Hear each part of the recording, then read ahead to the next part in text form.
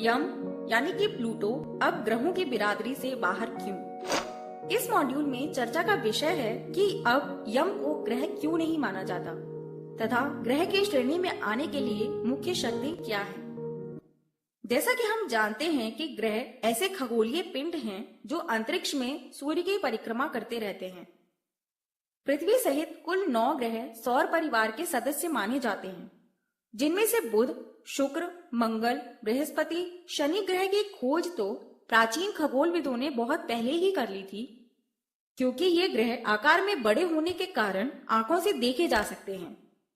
अरुण यानी कि यूरेनस, वरुण यानी कि नेपच्यून तथा यम यानी कि प्लूटो की खोज दूरबीन द्वारा की जा सकी, क्योंकि ये ग्रह आकार में छोटे होते हैं तथा सामान्यतः आंखों द्वारा नहीं देखे जा सकते। यम ग्रह की खोज 18 फरवरी सन 1930 को हुई। प्रारंभ से ही यम को ग्रह मानना विवादित था। अंततः खोज के 76 वर्षों के उपरांत यम को ग्रहों की श्रेणी में अमान्य कर दिया गया। इस प्रकार आज के समय में सौर परिवार में केवल 8 ग्रह माने जाते हैं। अब प्रश्न यह आता है कि यम को ग्रहों की बिरादरी यानी कि श्रेणी से बाहर क्यों कर दिया गया। अंतरराष्ट्रीय खगोल विज्ञान संघ के अनुसार ग्रह की परिभाषा निश्चित की गई।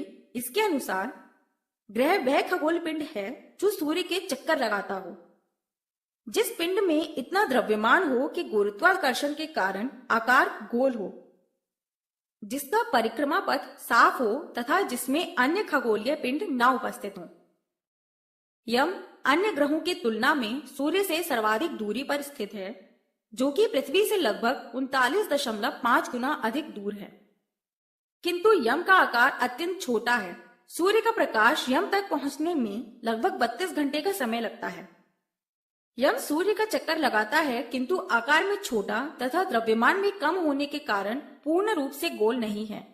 यह एक दीर्घवृत्ताकार कक्षा या लगभग अंडाकार कक्षा में चक्कर लगाता है। ऐसा पथ होने के कारण यह अधिकतर वरुण की कक्षा में पहुंच जाता है। इसके अलावा अन्य ग्रहों तथा यम में यह अंतर भी है कि सभी ग्रह एक ही तल में सूर्य की परिक्रमा करते हैं, जबकि यम 17 अंश के कोण पर परिक्रमा करता है। इन्हीं सब कारणों से यम को ग्रहों की श्रेणी से बाहर करके वामन ग्रह का दर्जा दिया गया।